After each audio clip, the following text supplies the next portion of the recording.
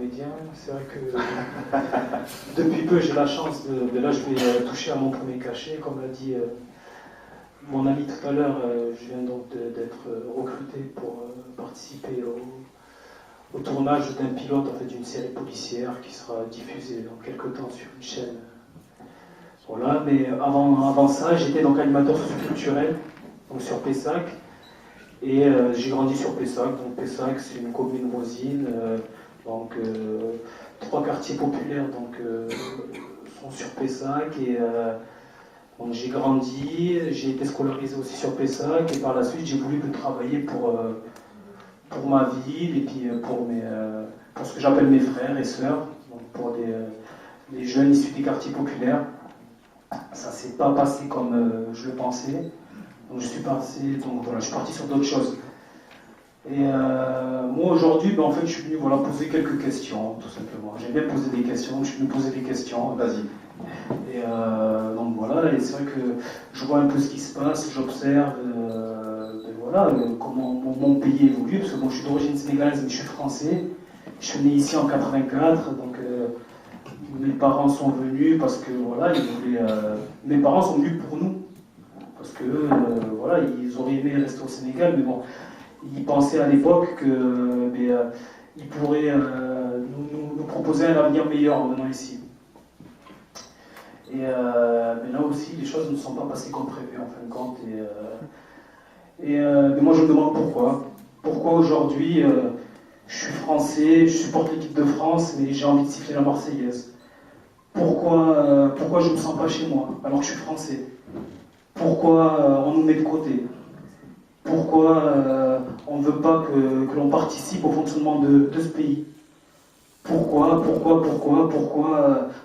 un jeune sur deux, comme le disait Madame Degnaud, je crois tout à l'heure, un jeune sur deux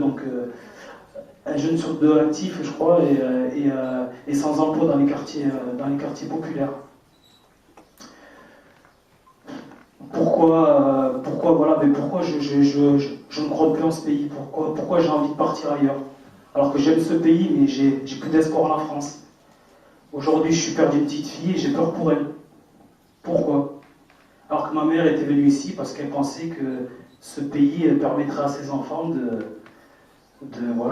pouvoir s'épanouir, pouvoir exister, travailler, vivre une vie tout à fait normale. Et aujourd'hui, il ne s'agit pas vraiment de faire la victime. Aujourd'hui, je fais un constat qui effectivement m'attriste. Et en plus, je vois que les choses ne s'arrangent pas. C'est de pire en pire. Il y a eu des générations avant nous. Moi, j'ai un grand frère qui a 35 ans. C'est une génération qui a beaucoup souffert. J'ai une sœur qui a 29 ans. C'est pareil, ça a été très compliqué pour ceux qui sont passés avant nous. Mes parents, j'en parle pas. Moi, aujourd'hui, j'ai 27 ans. J'ai des petits frères, j'ai des petites sœurs. Et j'ai peur, quoi. J'ai peur pour ce qui arrive. Parce que je me dis, on ne veut pas de nous, quoi, ici, concrètement. Moi, aujourd'hui, je pense que je suis français, mais je suis dans un pays qui ne veut pas de moi. Parce qu'on me renvoie tous les jours que je ne suis pas français, que je n'ai pas ma place, que je n'ai pas à être ici, que je n'ai pas le droit de travailler, je n'ai pas le droit à un appartement. Quand on arrive à l'obtenir, il faut faire des pieds et des mains pour l'avoir. Je ne comprends pas. Donc, j'espère que j'aurai quelques réponses aujourd'hui à la fin de cette... je veux faire juste un dernier... je vais faire un dernier lien aussi avant de passer la parole à mon ami. Donc aujourd'hui, je suis comédien. Donc j'ai fait une formation professionnelle autour du jeu de l'acteur ici sur Bordeaux, donc une compagnie qui s'appelle le Théâtre Amiette, peut-être que certains connaissent. Et je me refuse aujourd'hui de postuler à des castings où on me demande d'être un jeune black. Parce qu'aujourd'hui, 90% en fait, des castings, que pour un black, on demande d'être un black. On ne demande pas un comédien, on demande un black.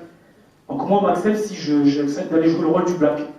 Et aujourd'hui, justement, je viens de réussir mon premier casting, on demandait un comédien. Et quand je suis arrivé là-bas, on était près de 50, j'étais le seul black. Donc j'étais le seul black qui avait osé répondre à un casting où on ne demandait pas d'être black. Je parle de ça parce que aujourd'hui, je me rends compte aussi qu'on nous enferme dans des choses depuis tout petit, et que nous, aujourd'hui, on est convaincus de tout ça. Et on ne s'autorise même plus certaines choses. Et moi, ça me fait peur, ça. Ça me fait vraiment, vraiment peur, ça me fait du mal. Là, je crois que tu abordes un sujet que vous abordez tout à l'heure, c'est la question de représentation, qui se joue d'ailleurs dans les deux sens. Il ne faut pas rêver, hein. Tout le monde se regarde, je veux dire. Donc, autant les quartiers que les autres, enfin, dans un sens et dans l'autre, parce que pour moi, un quartier de banlieue, je suis un peu d'accord avec la discussion qu'on a eu tout à l'heure. Moi, j'ai grandi dans le quartier de Nansouty, bah, c'est un quartier comme un autre. Hein. Voilà, on dit toujours jeune de quartier, bah, on a tous été quelque part.